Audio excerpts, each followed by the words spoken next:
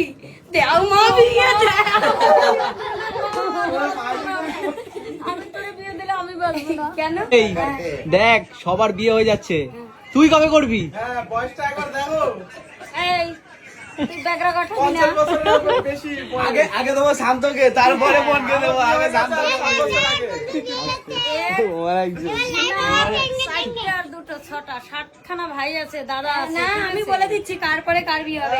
আগে সম্রাটদার বিয়ে হবে, ঠিক আছে, তারপরে আমার বদ্দার হয়ে গেছে, আমি বলতেছিলাম বদ্দার আবার ভাইয়ের বিয়ে দেবা? না না দাও দাও, বড়দার একটা লাগবে, পুরনো হয়ে গেছে।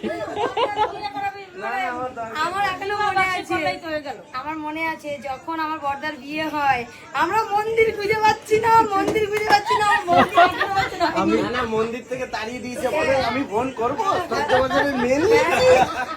আমি যখন গন্ডুখানি এইটুখানি। হ্যাঁ, তুই একদম আর তারপরে তো প্রথমে সম্রাটদার বিয়ে দেবো, হয়ে গেছে ভাইয়ের, এবার সম্রাটটা, তারপরে আমার ছোটদার, না তার আগে শান্তর বিয়ে দিতে হবে। আমার হয়ে গেছে।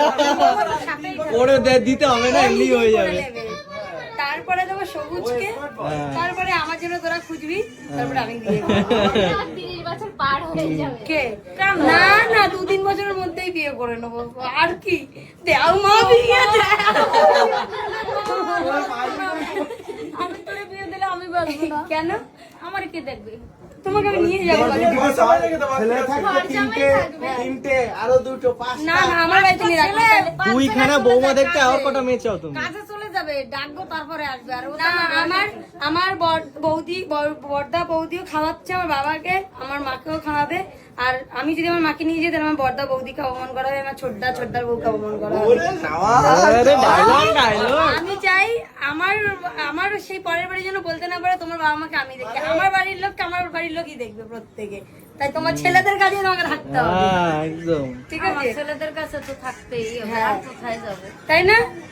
পারলে তোকে নিয়ে যেতে পারি, তোকে রাখা মানে ঝামেলা। ওটা হাসতে বলো, হাসো শোনো। চলো ভাত কাপড় দেওয়া যাক এবার। 10 বছরের প্রেমের পূর্ণতা পেয়েছে, বিয়ে হয়ে গেছে। কি কচি বয়স থেকে বিয়ে করেছে, তাহলে ভাবো না।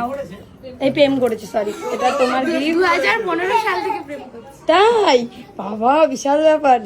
তবু তো ঠিকই রাখছে।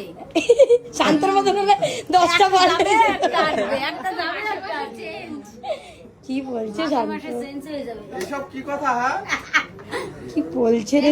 ঘরটা বেশ সুন্দর সাজিয়েছে। মানে লোকে এই গরমে উল্টো দাদাই করছে, বুঝতে পারছো? একটা মেয়ে নাই। আর বোনের জন্য একটা গিফট হয়েছে, তুমি ভিডিও করো। কি গিফট? এ ধর গিফট পাবো, গিফট পেতে তো আমার বেশ ভালোই লাগে।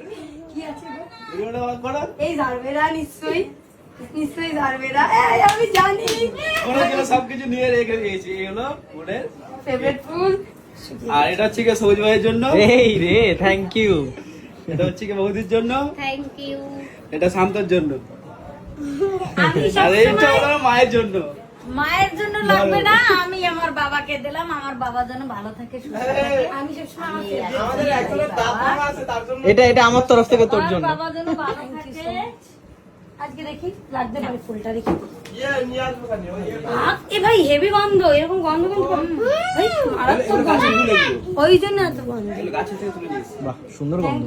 জলে জলে জলে রেখে দাও, তাহলে অনেকক্ষণ জল থাকবে। দাও, ওর ভিতরে ফুটন তো থাকবে, তুমি হ্যাঁ, তিন দিন। জলে রেখে দাও, বিকালে খোপায় দিতে পারবা। হ্যাঁ ঠিক। আমি দেবো, কোপায় দেবো। এই নাও, এগুলো রেখে দাও। চলো গাইস, এবার চলো গাইস, আমরা এখন রাখি, সাদা মালা দেখা হচ্ছে একটু পরে। হ্যাঁ, হ্যাঁ, বিয়ে ঠিয়ে এসছি, বিয়ে দিয়ে এসছি। বিয়ে বাড়ি খাবার দাবার খেয়ে দিয়ে তারপর দেখা হচ্ছে। চলো।